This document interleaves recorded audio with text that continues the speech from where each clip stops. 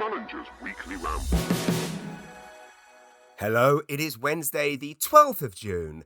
The sun is shining, and it is time for the 15th ever episode of Mullinger's Weekly Ramble. Let's go. Thank you all so much for sticking with me all of this time. Thank you for your lovely messages. I'm going to do a quick recap on my last week and then get to your beautiful questions very, very quickly. And I promise for once to actually keep it tight because I am shooting off very shortly to go to St. Andrews.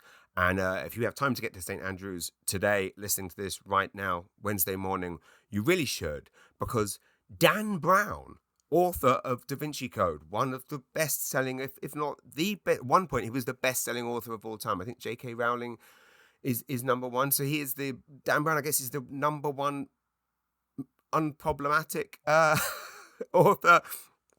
So Dan Brown is here in New Brunswick right now, taking part in a show of Wild Symphony, which is composed by him, and it's performed all over the world. It's an incredible show, production. He is performing with Sistema New Brunswick. I'm sure many of you know what Sistema do. Incredible work. It was a program that began in one centre with 50 children, and now it delivers like orchestral music education to more than like 1,000 children.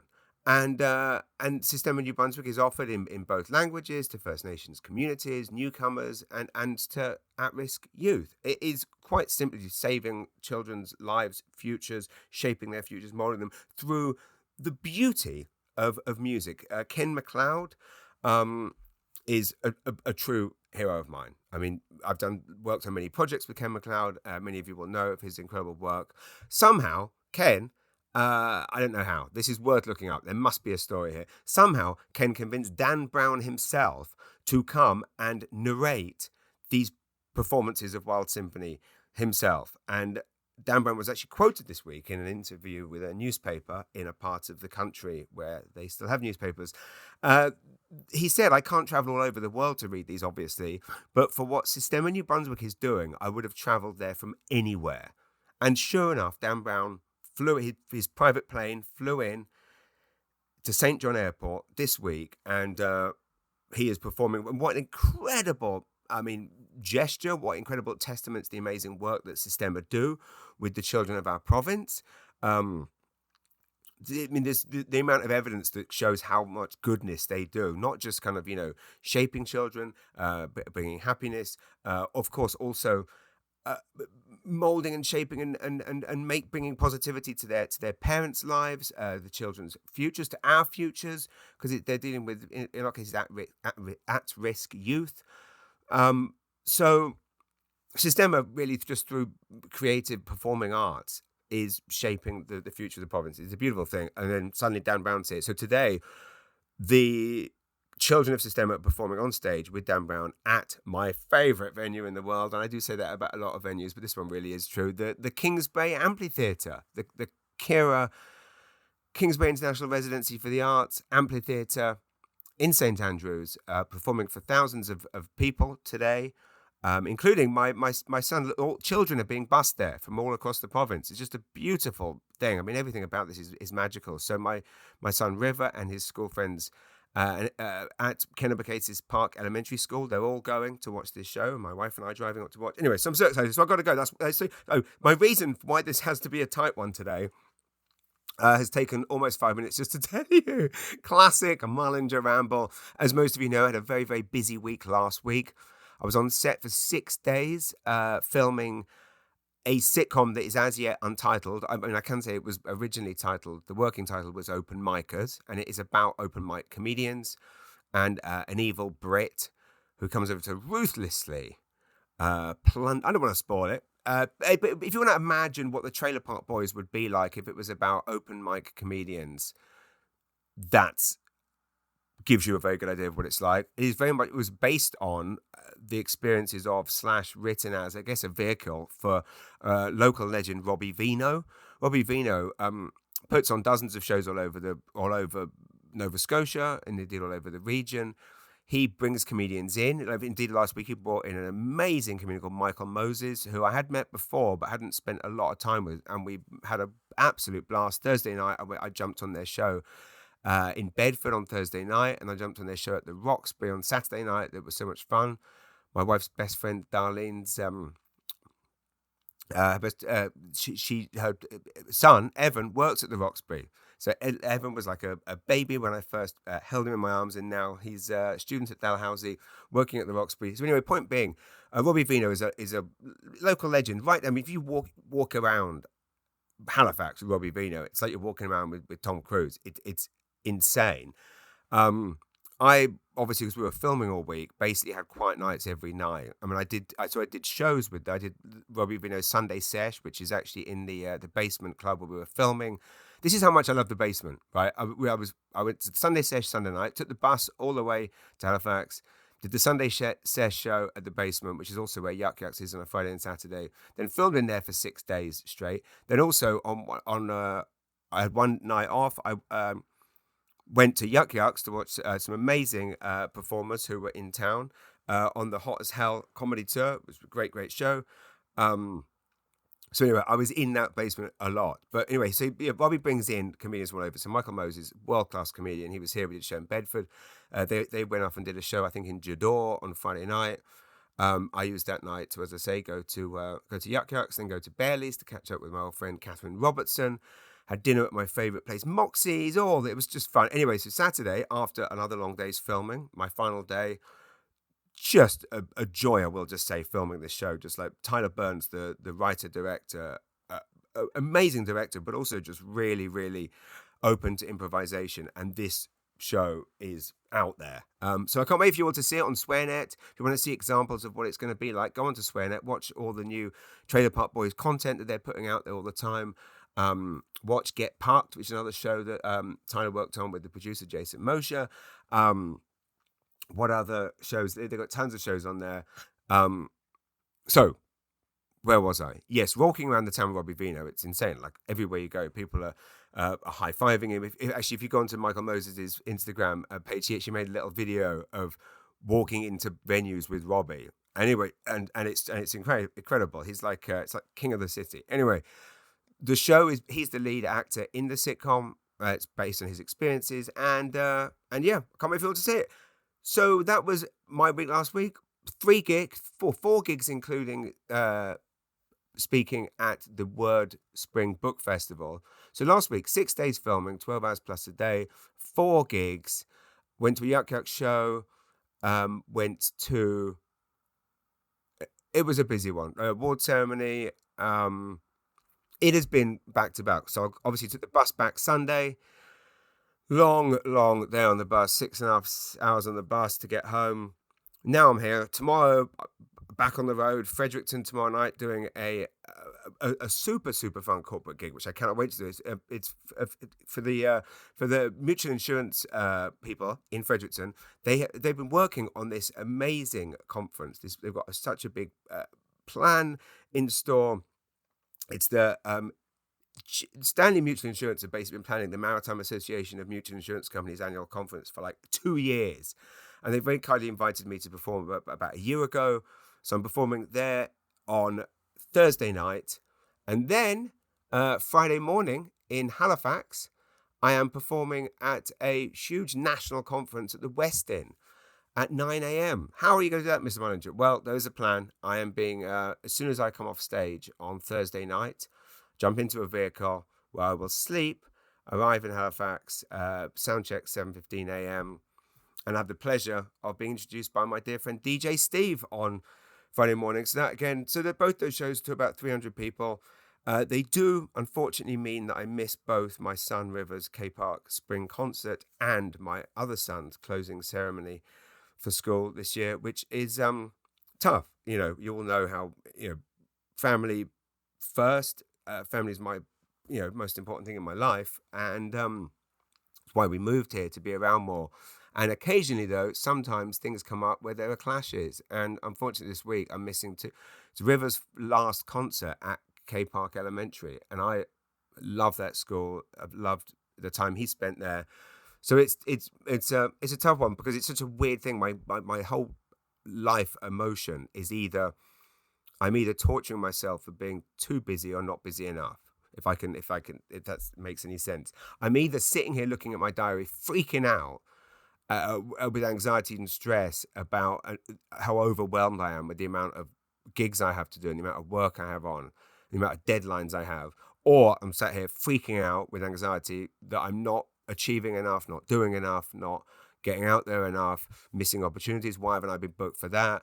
And I don't know, I just need to find some kind of balance. Like, where's the middle ground where it's like, I'm busy enough, enjoy it, don't get stressed by it, but then also not freaking out that I need to be doing more. I don't know. So anyway, after that show on Friday in Halifax, I will hot-foot it back and, be back in time to celebrate end of school year with my kids. And then, of course, next week, it's Father's Day Sunday. Happy Father's Day to all the dads out there, and anyone has a dad or knows a dad or lives near a dad. Watch out next week. Next week, we are unveiling, unleashing, releasing all of the, one day at a time, the dairy farmers of New Brunswick videos that Tyler Warren Ellis and I shot earlier, well, I guess last month. Hilarious. Can't wait for you to see them. First one's going out Monday. On Tuesday, I drive to Charlottetown, playing the Small Halls Festival with amazing comedians.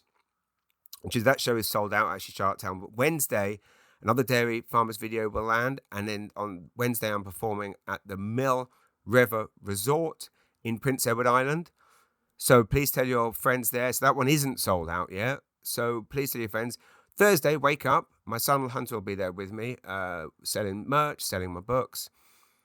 I wake up early because my dad is flying to New Brunswick on Thursday for the very first time since we moved here.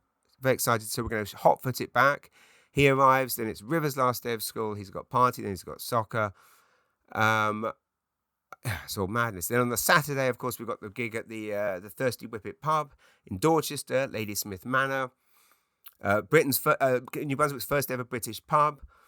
And then the following week, we go to St. Andrews, where we meet my uncle, who's visiting from North Carolina, his first time in, maybe not in Canada, but definitely in New Brunswick, where they will both get to see me perform at a Southwestern Business conference, which is happening in St. Andrews that week.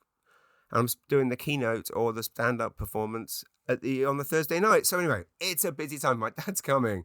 It would be nice to relax and just go shopping. And of course, he's very excited to go around all the secondhand bookshops here. But it's a mad one. So let's go straight to the questions. And I will just quickly say massive thanks to my dear friend Chris Dahan at Grant Thornton. Most of you know Grant Thornton do so much for the performing arts. I mean, for all festivals and events within this region, but their work, for example, with the Atlantic Ballet of Canada is second to none. And Krista and our lovely friend Andy were very helpful in sorting me a plan to resolve my predicament this week with scheduling, i.e. doing gigs in Fredericton at night and then Halifax the following morning. So God bless them for sorting that out.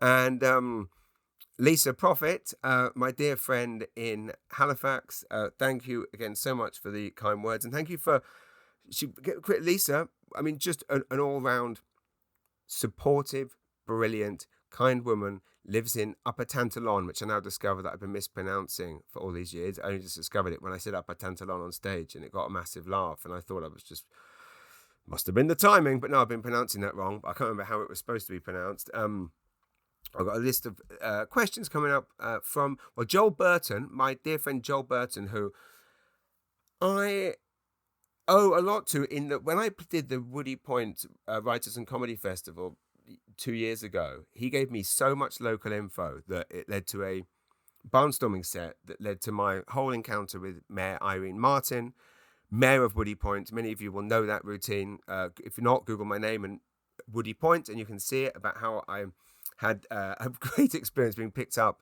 by a taxi service, and I couldn't understand why the taxi driver knew so much about Woody Point, and I discovered 2 hours later that I'm actually being driven by the mayor of the town. Only in Atlantic Canada is the mayor of the town also the local taxi service. The Woody Point Writers Festival has become a behemoth. This tiny town of 200 people, attracting people like Margaret Atwood, just incredible writers. It was such an honor to perform there. I had so much fun with Steve Patterson, his amazing wife Nancy. It was just, Jen Grant was there. We had a blast. Woody Point are starting a podcast, looking back over and celebrating 20 years of the fest. So please do check that out. Josh Wells, you have a question here. Thank you, Josh. Have you played or currently playing any sports like football, aka soccer, or rugby, tackle or touch, as there is a touch league in St. John, or pickleball? Good question, Josh. I am not playing any sports right now due to having a broken rib, thanks to my son, thanks to rather foolishly playing the sport of UFC on our trampoline. My youngest son, River, plays football/soccer. I love it. I play it in the garden with them all the time. My oldest son, Hunter, plays rugby, touch hockey. Although your question, tackle or touch does sound a bit saucy. Oh, how do you like it? Do you like it tackle or touch? Tackle or touch? Touch or tackle? Touch my tackle. Sorry, very weird thing to say when discussing children's sports. I take that back. Can't cut it though, because it's a ramble and we just leave everything in. So my son plays soccer. I play with him. My oldest plays rugby, and I'm very, very proud of him. He's actually the co-captain, and he actually won a leadership award at school last week for his rugby leadership, I guess. So very proud. I played no sports growing up. I was always picked last at school and always got picked on for not being good. So I've had a bad experience with sports. So I love that my kids play it. I would love to play pickleball. I haven't played it yet. I'm not swimming right now due to the injury, but I'm hoping to get back in the pool at the YMCA. But no, I don't play sports, but I love them. I'm very excited about the Euros, and I love that my kids play sports, and I love supporting them. Last night, went to watch River play soccer, and which is basically my favorite thing to do. And then we went to Long Bay afterwards, which we'll point out. Long Bay is open in the evenings. I think it's opening Mondays now as well for the summer. Beautiful Long Bay, great patio out back, garden, terrace, whatever you want to call it. They recently won a award in Ontario for their amazing low alcohol lager. So go to Long Bay. They've got wine and chips and just perfect way to spend a summer's evening. Go to soccer and then take your me and River and Pam went for a nice little bag of chips and a drink. Beautiful. Actually, I also watched, one thing we watched this week was Back to Black, the Mary Winehouse, the Mary Whitehouse. She was a campaigner in England who thought that TV was going to the dogs, and she thought it was going to be, everything was getting too immoral. And maybe we should listen to her. Back to Black, we were watching the Amy Winehouse movie, directed by Sam Taylor Wood, or Sam Taylor Johnson, as she's now called, because she's married to Aaron Johnson, the actor. Maybe she is, maybe she isn't. I'm not sure. Amy Winehouse movie, it's interesting. Obviously, there was that incredible documentary about Amy Winehouse about 6 years ago that won the Oscar, just called Amy, which was beautiful and magical. And frankly, it was very hard. This movie is interesting. The actress who plays her is remarkable and does an incredible job. And I believe she's also, that is her voice singing. And she's done, I mean, Amy Winehouse has such an incredible voice. How this amazing actress has mimicked it is frankly an Oscar-winning performance. The film itself, odd in that it scene after scene after scene after scene of her singing entire songs, which is great. I mean, I love Amy Winehouse's music, and it's great that this actress can sing it really, really well. However, you can watch the real thing if you want to. And why gloss over so many aspects of her life? And obviously such a tragic life, died age 27 or 28 of alcohol poisoning after a period of abstinence or sobriety. Very sad. So anyway, questions. Josh, Clive Lucas, how are you, my friend? A great up-and-coming comedian here in St. John. He's asked a question, which I will start by saying he is doing a very, very brilliant show called Bad Words for a Good Cause at the Flying Boats Brewing Company in Dieppe on the June 22nd in support of Youth Impact. It's a great, great cause. It's a great, great show. A great lineup of up-and-coming talent. Moncton's turned together. I mean, Michelle Lynn Petit. She's open for legends like Lisa Baker, Mike Wilmot, Kenny Robinson, and she's going to tear up the stage. Opening for Michelle will be Moncton's own John Scove Nilsson, great comic Jeff Pinnell, Clive Lucas, and of course, wonderful, wonderful, wonderful Caitlin Dean is performing. So really, we all need to get behind this. But Clive's question, which is a fair one, is he says, why do you think people buy tickets so far in advance for the big shows that come through town, but small shows like Bad Words for a Good Cause people don't wait till almost a day before a day of? And it's a good question. Tickets are $20, so that is, and you save $6 if you book now. I mean, this is one of these examples where we've got to support local more. We do this thing where big name comics come to town. Jimmy Carr and Jem Jeffries are coming to Halifax. Everyone's buying tickets early. Why aren't we supporting local talent? In many cases, they're just as good as these big names. And this is a show for a great cause with great comedians. Why don't I mean, it's a good question, Kai, and I don't know the answer. Tips from my early days of selling tickets to get people buying in advance. I mean, I'm still trying to master it myself. It is hard. It's continuous. You just have to keep pushing, and unfortunately, there's no way around it. I constantly. It doesn't get any easier. Unfortunately, is the honest answer. And I am constantly. It's why I'm always on here promoting shows. I'm posting all the time. I'm doing videos all the time. It is a very difficult one. And then the answer is using everything. Like printed posters are still an amazing way to go all the time. So if I think of anything else, I'll message you privately. I'm happy to have a chat anytime with you, my friend, to help. But if we could all support this, Bad Words for a Good Cause, fundraiser for Youth Impact at the Flying Boats Brewing in Dieppe, June 22nd. Get behind it, everyone. Lisa Provitt's question. Sorry, I took a while to get to this. What does your downtime look like? Do you give yourself downtime? Does it look more like just your bedtime than spa time? It's a good question. I saw a great meme yesterday that said something like, no plans is making plans, or something like that. And it's true. You have to make time to have no plans. My wife and I are always doing this. Like we mark stuff up in the diary saying we can't make plans there. And then I get offered a gig and I go, I want to do that gig. But it is really important to not have downtime. And it's terrible because I do suffer, I mentioned this earlier, from this awful. And I realized that this is it's an ADHD thing where I wish I could sit and do one task and just do it and get it done at the end of the day, close the computer and go, that's me done, rather than doing 50 things at once, freaking out about all of them, panicking, constantly feeling like I'm underachieving, constantly feeling like I'm not doing good enough, constantly feeling like I'm missing opportunities left, right, and everywhere. Why don't I get this gig? Why haven't I got that gig? But then equally, I'm looking at my diary now. Like I'm staring at it right now and panicking about the amount of shows I have. I mean, look, my dad's coming this month. There was supposed to be time off. It's the kids' end of term. In the next 10 days, I've got 6 gigs in 3 different provinces. So what's my downtime? I'll tell you what it looks like.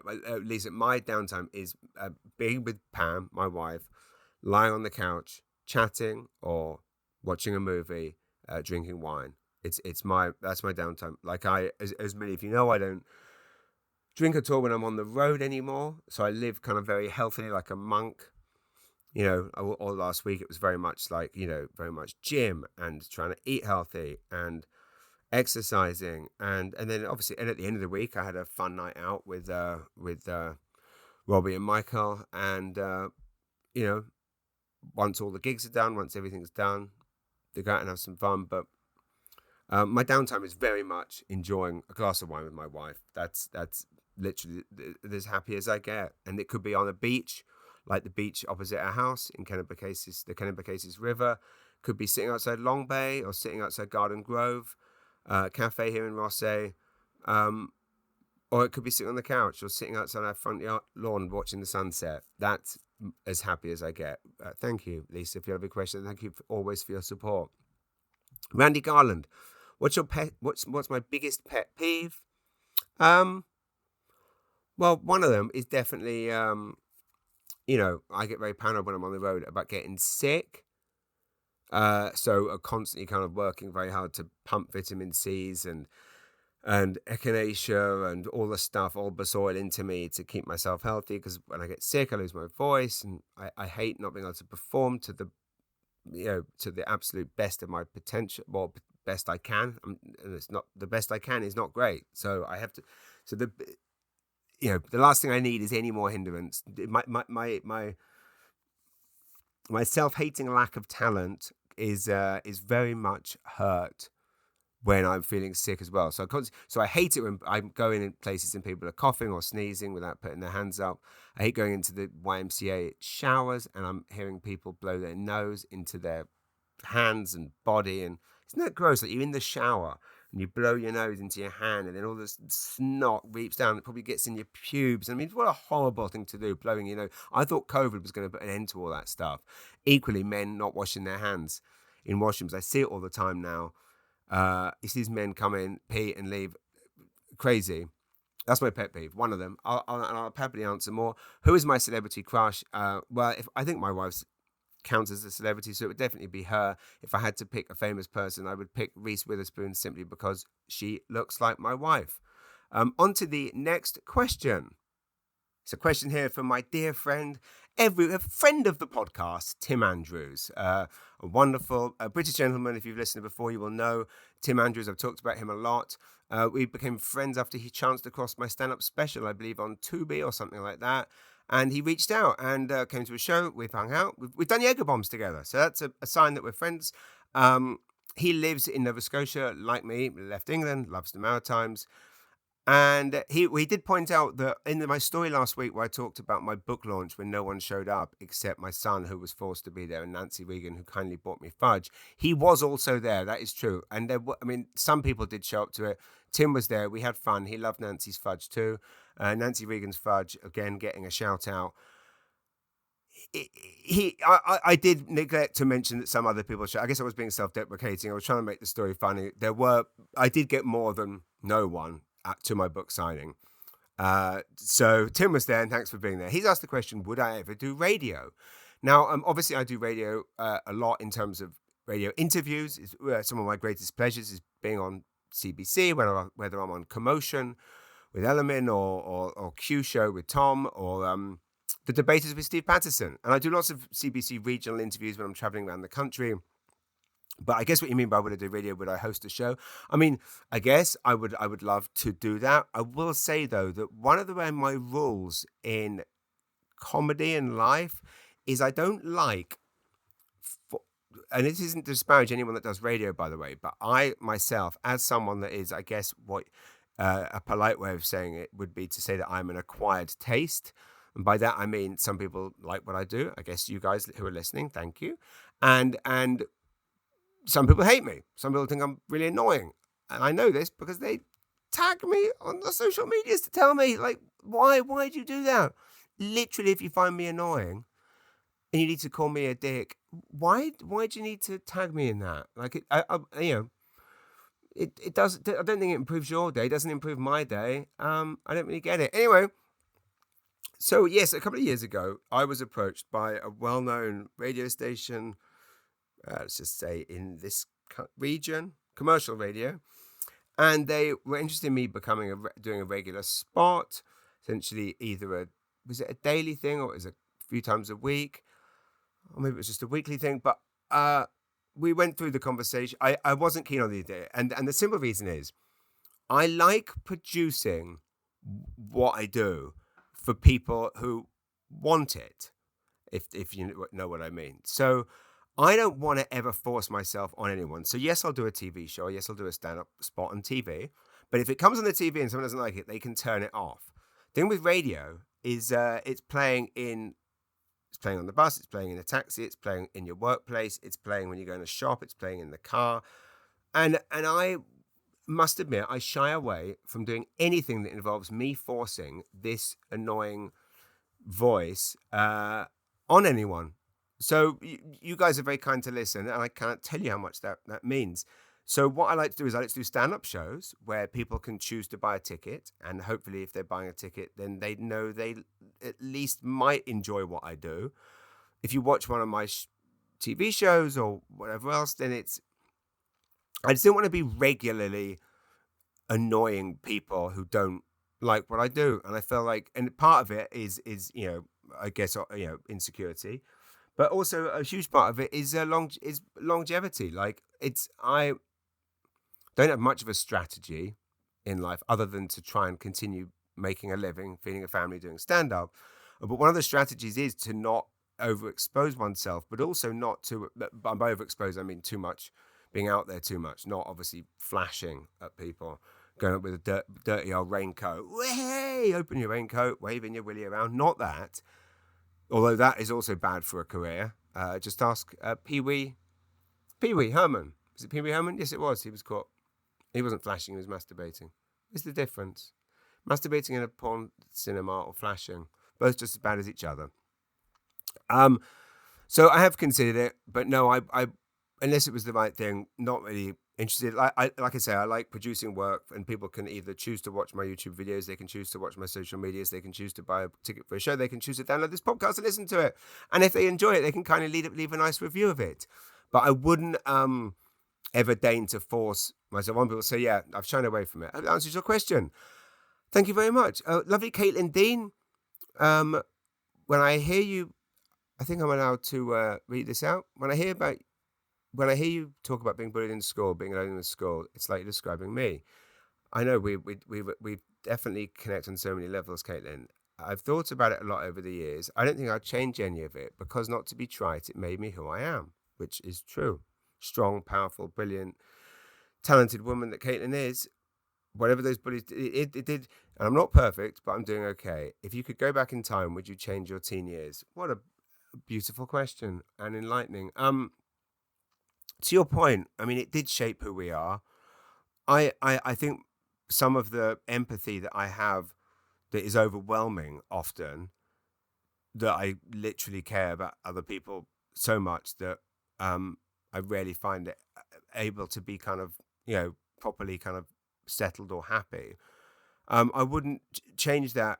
I think that empathy comes from and a hatred of bullies, a hatred of people that are mean, a hatred of anyone not waking up in the morning and wanting to do kind and nice things by other people, does stem from years of being bullied. So to your point, I don't know if I would change it now. I wish I knew back then that things were going to work out well. But and I guess I need to remember that. Thank you for this question. I have been feeling a bit down recently, various reasons. And I have to say that reminding myself that, as a teenager, being told that I was useless, piece of shit by people, and obviously struggling in class and being picked on and not seeing any end to it, the thought that I would end up doing stand-up at any level whatsoever, let alone making a living doing it, or thought of writing things that people might read, is completely... So rather than being sad, and it's weird when one feels sad about one's career, because really it's all ego, isn't it, really? Like, there's something quite pathetic I feel about myself when I'm feeling down in the dumps. Anyway, you can't often control how we feel. But no, to your point, Kenny, no, I don't think like you, I completely agree. I wouldn't change my teen years. Because if going through all that made me a kind and empathetic person who appreciates the goodness now, then I think that's got to be a good thing. Thank you, Caitlin, for that wonderful question. I appreciate it. Go and see Caitlin Dean live at Dooryard Arts Festival. Go and see her at the aforementioned show that has been doing well in St. John and Hampton, now in Moncton. The very, very wonderful and important show that features Caitlin, Clive Lucas, John Scrive Nelson, Jeff Pennell, is put together by Clive Lucas. Bad Words for a Good Cause. Go see Caitlin. I was mentioning on how I'm doing this stand-up gig tomorrow night in Fredericton. And I will say, if anyone from that conference is listening to this, anyone from the amazing Maritime Association of Mutual Insurance Companies for your annual 2024 conference, and big shout out to Greg, Melissa and Melanie, who've been a joy to work with. I'm performing tomorrow night, Thursday night. Friday morning, all the delegates are very lucky enough to see the amazing Marcel Lebrun speak. Marcel Lebrun, of course, creator of the 12 Neighbours community. He sold his tech company Radian 6 for a lot of money and decided to do good. And as a result, has built like 100 tiny homes for people that need homes in Fredericton. It is a philanthropy story unlike any other. And I can point out, I will be speaking to Marcel Lebrun not this Friday. He will be doing his keynote at the conference this week, but actually at the Dooryard Arts Festival in this July in Woodstock, I'll be interviewing Marcel Lebron live on stage about the Swerving Rivers community, about the way in which he has, he made a lot of money selling Radiant 6 to Salesforce in 2011. And he realized that what people need in life to just do anything is safe, affordable, permanent housing. So he built this community of tiny homes. And it's just the most amazing community building story you've ever heard. And check it out. Angie Atkins, been looking all over Moncton for the new issue of the magazine.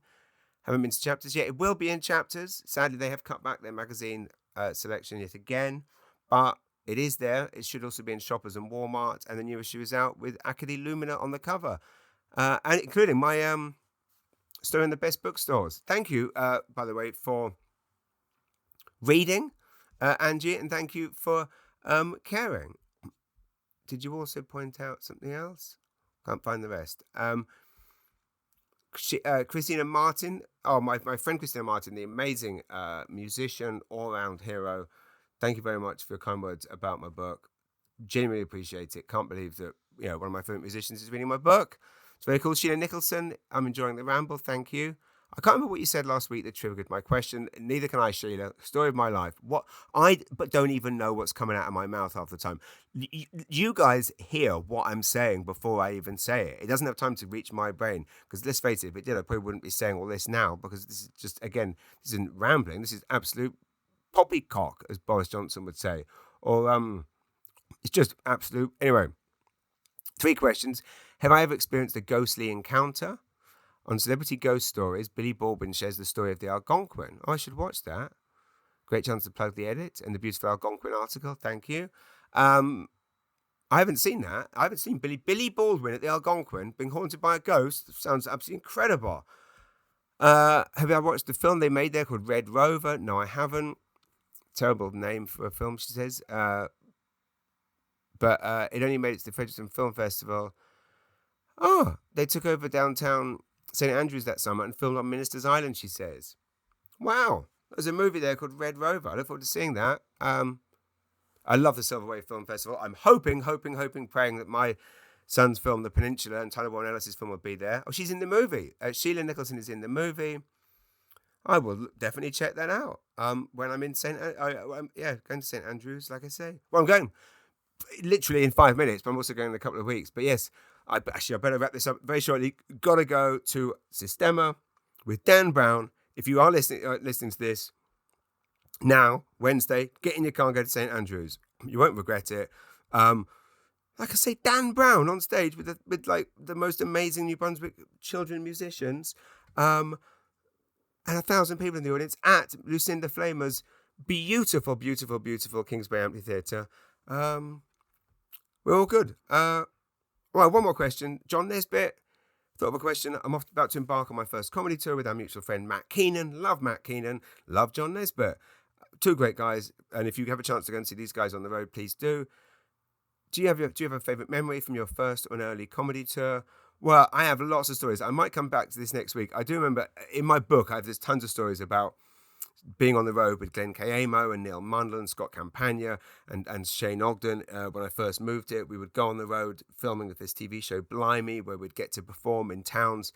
And it was hilarious. We'd go to a place like Port Elgin and be like, well, this should sell out because they've never had a comedy show here. And you get there and you go, oh, the reason there's never been a comedy show here is they don't bloody want one. So we ended up on a ginormous bender with the whole town. It was a Jaeger bender. That story is in my book. I'll come back to you next week, John, with stories from back in the UK. I have tons of road stories, and yeah, I've seen a lot. I've done a lot. I'll be back next week with that question. That is a brilliant one. So all that leaves me to say is thank you all so much for listening. Support Sistema. Follow Michael Moses on Instagram. As I say, amazing comedian. If you haven't heard of him, you just go and see him live. Robbie Vino. Listen to the Woody Point Writers Festival podcast. Send in your questions. If you get a chance to review this show, please do. I'll be looking forward to seeing everyone at the Mammoth MAMIC, Mammoth Conference on Thursday. Looking forward to seeing everyone at the Credit Conference from across Canada at the Westin on Friday. Looking forward to seeing tons of you in PEI next week. This next week's episode will be recorded on PEI. Tell people to come and see me at the Mill River Resort. Come and see me and Marcel Lebrun. Bloody hell, I'm busy.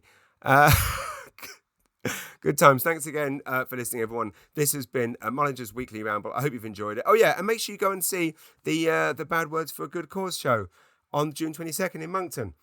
This has been absolutely bloody delightful, as always. I hope you've all had fun. I don't even know what's going on in the world, so I haven't been able to talk about anything current affairs-wise because my whole life right now is just tied up in just juggling everything. I don't know what's going on. My brain's going absolutely mental. Do any of you have this where you just take on so much stuff that you just like, I don't know what's going on? And like I say, I mean, last week was a pleasure. But yeah, I look back and I cannot believe that I've crammed in that much stuff. But life is good. It's good to be busy. Send in questions for next week's PEI themed episode that will be recorded in PEI. And yeah, I hope I'll report back to you all next week as to how the old Sistema gig is with Dan Brown. Yeah, that's it. That was the podcast. I hope you've had fun. I think it's the world record breaking shortest ever Mullinger's Weekly Ramble ever. You're welcome. I've done the most stuff. I've kept it tight. Maybe this is the future of Mullinger's Weekly Ramble. Is me keeping it tight, not boring you all, and keep sending in these questions because they're awesome and they get me thinking. And yeah, thanks for listening. Have a wonderful rest of week. Review the podcast on Apple Podcasts if you can, and email me comedy@jamesmullinger.com. I appreciate you. I think you know all that. Lots of love. Bye.